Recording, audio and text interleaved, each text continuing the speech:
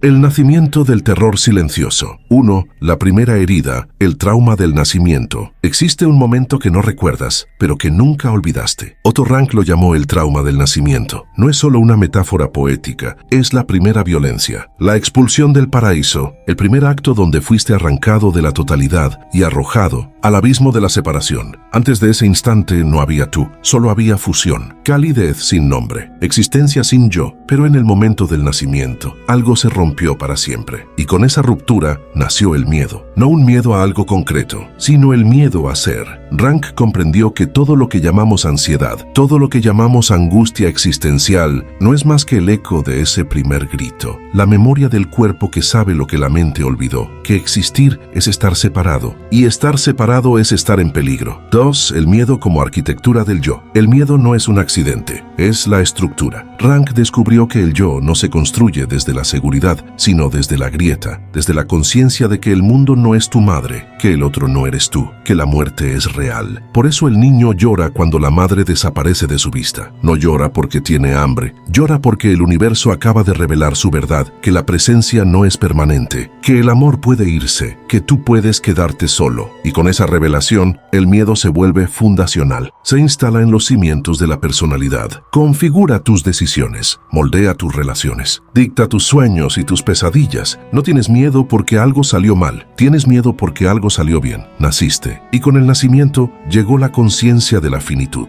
3. La ilusión de la vida sin miedo. La mayoría de las personas cree que el miedo es opcional, que si trabajas en ti mismo, si meditas, si te vuelves consciente, puedes liberarte de él. Pero Rank sabía que esto es una ilusión consoladora. El miedo no es un síntoma de debilidad, es la condición de posibilidad de la existencia humana. No puedes eliminarlo sin eliminarte a ti mismo. Lo que llamamos madurez emocional no es la ausencia de miedo, es la capacidad de no huir de él, de no disfrazarlo, de no proyectarlo en el otro, de no convertirlo en violencia, en control, en necesidad de certezas absolutas, porque el miedo cuando es negado no desaparece, se transforma, se vuelve neurosis, se vuelve fanatismo, se vuelve adicción. El primer acto de rebelión, decir yo existo, Rank vio algo que Freud no quiso ver. El verdadero conflicto no es entre el yo y el ello, es entre el yo y el miedo a ser un yo, porque decir yo existo es decir yo soy distinto de ti, y eso es aterrador, porque implica que puedes perderte, que puedes estar equivocado, que puedes ser rechazado. Por eso muchos prefieren no existir del todo, prefieren ser parte del grupo, parte de la familia, parte de la ideología, parte de cualquier cosa que les permita no enfrentarse a la pregunta más terrible de todas: ¿quién soy yo cuando no soy nadie más? Y ese es el primer acto de rebelión que exige la vida, atreverte a ser tú, sabiendo que serás castigado por ello. La voluntad contra el abismo. 1. El doble vínculo, el deseo de vivir y el miedo a la vida. Rank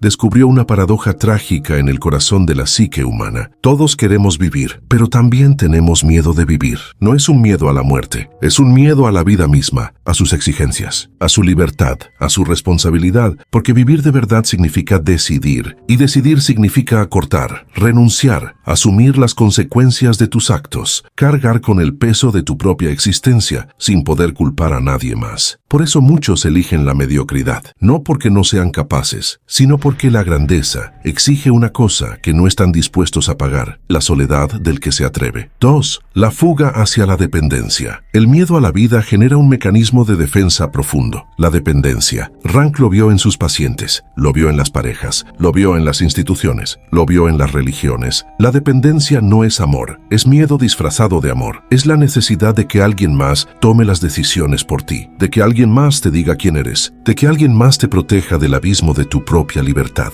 Por eso tantas relaciones no son encuentros entre dos seres, son pactos de mutua anestesia. Tú no me dejas caer, yo no te dejo caer. Pero lo que ambos están evitando no es la caída, es el vuelo, porque volar implica soltar, y soltar implica aceptar que puedes estrellarte, y ese riesgo es insoportable para quien nunca aprendió a sostenerse a sí mismo. 3. La voluntad creativa como acto de desafío. Aquí Rank se separa radicalmente de Freud. Para Freud, la neurosis es el precio de la civilización. Para Rank, la neurosis es el precio de no atreverte a crear. La voluntad creativa no es un talento, es una decisión, es el acto de decirle al mundo: yo existo, sentido, y mi existencia tiene un sentido que yo mismo le doy. No necesitas ser artista para ser creativo, necesitas ser valiente, porque crear es afirmar, y afirmar es exponerte, y exponerte es arriesgarte al rechazo, al fracaso, al ridículo, pero también es la única forma de salir del círculo vicioso del miedo, porque cuando creas dejas de ser víctima, dejas de ser pasivo, dejas de esperar que alguien más te dé permiso para existir. 4. El conflicto entre la adaptación y la autenticidad. Rank identificó una tensión irresuelta en todo ser humano. Por un lado necesitas ser aceptado, pertenecer, ser amado. Por otro lado necesitas ser tú mismo, diferente, único. Pero el mundo te dice, si eres tú mismo no te amaremos. Si quieres ser amado, deja de ser tú mismo. Y ahí nace el drama. La mayoría elige la adaptación. Se vuelven invisibles, complacientes, funcionales, pero algo dentro de ellos muere. Y ese algo que muere se venga, se vuelve depresión, se vuelve rabia, se vuelve enfermedad. Porque el cuerpo sabe lo que la mente niega, que no puedes traicionarte para siempre sin pagar un precio. La máscara y la sombra. 1. El yo funcional, la máscara que nos salva y nos mata. Rank entendió que no vivimos como seres auténticos, vivimos como personajes. Construimos un yo funcional, un yo que sabe qué decir, cómo comportarse, qué desear, un yo que es eficiente, aceptable, productivo, pero ese yo es una máscara, y detrás de ella hay un abismo. La máscara nos protege, nos permite movernos en el mundo sin ser destruidos, pero también nos aprisiona, porque cuanto más tiempo llevamos la máscara, más difícil es recordar que hay un rostro debajo, y llega un momento en que la máscara se vuelve tu rostro, y entonces ya no sabes quién eres, solo sabes quién debes ser. 2. La sombra como verdad reprimida. Jung hablaba de la sombra, Rank la llevó más lejos. La sombra no es solo lo oscuro, es todo lo que tuviste que reprimir para ser aceptado. No solo tus deseos malos, también tus deseos más profundos, tus sueños más audaces, tu voz más auténtica. Porque muchas veces lo que más miedo da no es la oscuridad, es la luz. Es el reconocimiento de que podrías ser mucho más de lo que te atreves a ser. Y eso es aterrador, porque implica que has estado viviendo por debajo de ti mismo, que has estado traicionándote, que has estado eligiendo la comodidad sobre la verdad. 3. El autoengaño como estrategia de supervivencia. Rank fue implacable en un punto. El autoengaño no es un error, es una estrategia. Nos mentimos a nosotros mismos porque la verdad es insoportable. No estoy reprimiendo mis deseos, simplemente no los tengo. No tengo miedo, simplemente soy cauteloso. No estoy evitando la vida, simplemente soy realista. Pero el cuerpo no miente, la ansiedad no miente, los sueños no mienten. Y tarde o temprano lo que niegas regresa. No como pensamiento, como síntoma, como crisis, como colapso. 4. La crisis como despertar forzado. Rank creía que la mayoría de las personas solo despiertan cuando colapsan, cuando la máscara ya no funciona, cuando la mentira ya no se sostiene, cuando el dolor es tan grande que no puedes seguir huyendo. Y esa crisis, aunque terrible, es también una oportunidad, porque en el fondo del abismo, cuando ya no hay máscaras, cuando ya no hay excusas, cuando ya no hay nadie a quien culpar, ahí aparece algo real. No es una respuesta, es una pregunta. ¿Qué quiero hacer con lo que queda de mi vida? Y esa pregunta, formulada desde el fondo, tiene el poder de reconstruir todo. El precio de la individuación. 1. Ser un individuo es un acto heroico. Rank sabía que la individuación no es un proceso natural, es una conquista. No te vuelves un individuo porque creces, te vuelves un individuo porque peleas contra la familia, contra la sociedad, contra las expectativas, contra ti mismo. Porque ser un individuo significa decir, yo no soy ustedes, yo soy yo. Y ese acto, aunque parece simple, es revolucionario. Porque el mundo no quiere individuos, quiere engranajes, quiere copias, quiere personas que no hagan preguntas incómodas. 2. La culpa como precio de la libertad. Rank descubrió algo devastador. La libertad no viene sin culpa. Cuando te separas del grupo, cuando eliges tu camino, cuando te atreves a ser diferente, te sientes culpable, no porque hiciste algo malo, sino porque traicionaste la tribu, porque rompiste el pacto invisible, porque dejaste de ser quien ellos necesitaban que fueras. Y esa culpa es real. No puedes negarla, no puedes racionalizarla, solo puedes cargar con ella y entender que es el precio de tu propia vida. 3. La soledad del que se atreve. Ser auténtico es estar solo, no porque no tengas relaciones, sino porque nadie puede vivir tu vida por ti. Nadie puede tomar tus decisiones, nadie puede cargar tu peso, y eso es aterrador, porque el ser humano no está hecho para la soledad, está hecho para la tribu, pero la tribu exige conformidad, y la conformidad exige muerte. Entonces tienes que elegir, morir para ser aceptado, o vivir y hacer aceptar que algunos nunca te entenderán. 4. La grandeza como aceptación del miedo. Rank tenía una tesis radical. Los grandes no son los que no tienen miedo, son los que actúan a pesar del miedo. No se volvieron grandes porque eran valientes. Se volvieron grandes porque eligieron ser fieles a sí mismos aunque tuvieran terror. Porque la grandeza no es un talento, es una decisión ética. Es decir, prefiero ser yo y sufrir que ser otro y estar cómodo. Y esa decisión repetida día tras día es lo que construye una vida digna de ser vivida. La vida como obra de arte trágica. 1. No hay final feliz. Rank rechazaba las consolaciones fáciles. No hay un punto donde llegas y el miedo desaparece. No hay un estado donde finalmente eres libre. No hay una iluminación final donde todo se resuelve. La vida es conflicto y el conflicto no termina hasta que terminas tú. Pero eso no es pesimismo, es realismo trágico, porque aceptar que no hay final feliz es lo que te permite dejar de buscarlo y empezar a vivir de verdad. 2. La creación de sentido como acto de resistencia. Si no hay un sentido dado, entonces el sentido es algo que creas. No lo encuentras, no lo descubres, lo inventas. Y ese es el acto más revolucionario de todos, porque significa que no necesitas permiso, no necesitas validación, no necesitas que el universo te diga que tu vida importa. Tú decides qué importa y actúas en consecuencia. Eso es lo que Rank llamaba voluntad creativa. No un talento artístico, sino la capacidad de decir, mi vida es mi obra y yo soy el autor. 3. La muerte como maestra. Rank entendió que la muerte no es el enemigo, es el límite que da forma a la vida. Sin muerte, no habría urgencia, no habría decisión, no habría valor, porque todo lo que haces solo importa porque un día dejarás de poder hacerlo. Por eso los que huyen de la muerte también huyen de la vida, porque no puedes afirmar una sin aceptar la otra. Y aceptar la muerte no es resignación, es lucidez, es el reconocimiento de que el tiempo es finito y por lo tanto sagrado. 4. El miedo oculto. El miedo a tu propia grandeza. Y aquí está el secreto final que Rank descubrió. El miedo más profundo no es el miedo a fracasar, es el miedo a triunfar. Porque triunfar significa que no tienes excusas, significa que eres responsable, significa que no puedes seguir culpando al mundo por lo que no hiciste. Por eso muchos sabotean su propia grandeza, porque prefieren la comodidad de la mediocridad, porque prefieren decir no pude en lugar de no me atreví. Pero Rank sabía que en el fondo todos sabemos la verdad, que somos mucho más de lo que mostramos, que somos capaces de mucho más de lo que hacemos, que tenemos una vida dentro de nosotros que nunca vivimos. Y ese es el miedo oculto que dirige tu comportamiento sin que lo notes, el miedo a ser realmente tú. El regreso del que se atrevió. 1. El exilio interior. Cuando vuelves cambiado, hay un momento que pocos anticipan, el momento en que regresas. No regresas al mismo lugar, regresas otro. Has peleado la batalla que Rank describió. Has enfrentado el miedo. Has elegido ser tú. Pero cuando vuelves, descubres algo devastador. El mundo no cambió contigo. La familia sigue esperando al que fuiste. Los amigos siguen relacionándose con tu antigua máscara. La sociedad sigue ofreciéndote los mismos roles que rechazaste. Y ahí nace un nuevo tipo de soledad. La soledad del que volvió de un viaje que nadie más hizo. La soledad del que vio algo que los demás no pueden ver. Rank sabía que este es el momento más peligroso. Porque muchos al sentir esta soledad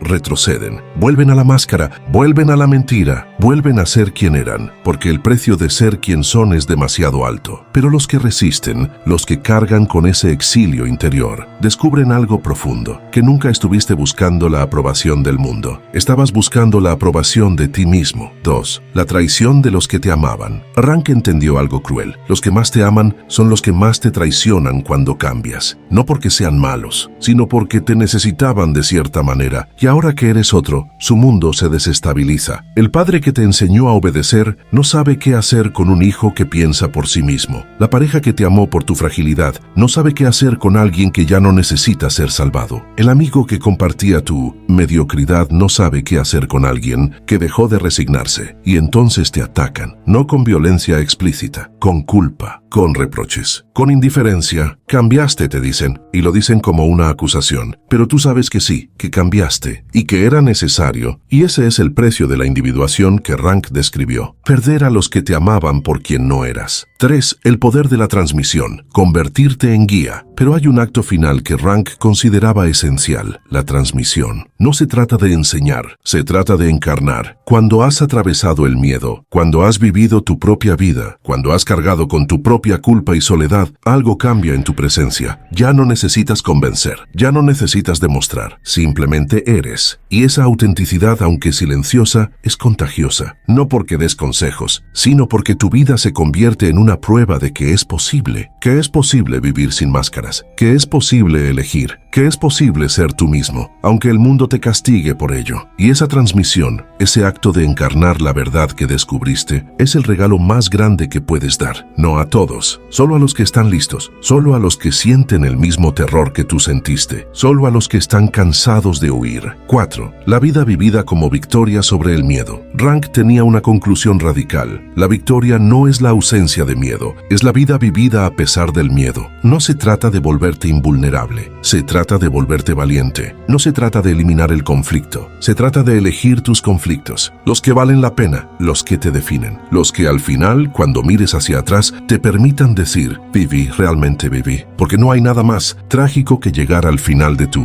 vida y darte cuenta de que viviste la vida de otro, que seguiste el guión que te dieron, que evitaste el miedo tanto que también evitaste la vida. Rank sabía que el miedo oculto que dirige tu comportamiento sin que lo notes no desaparece, pero puedes aprender a verlo, a nombrarlo, a elegir cuándo obedecerlo y cuándo desafiarlo. Y esa capacidad, esa lucidez, esa voluntad de mirar al abismo y no parpadear, eso es lo que separa a los que viven de los que solo sobreviven. Fin del guión. La neurosis no es vivir con miedo, es vivir huyendo de él. Otto Rank: el héroe no es el que no tiene miedo, es el que decide que hay algo más importante que el miedo. Otto Rank.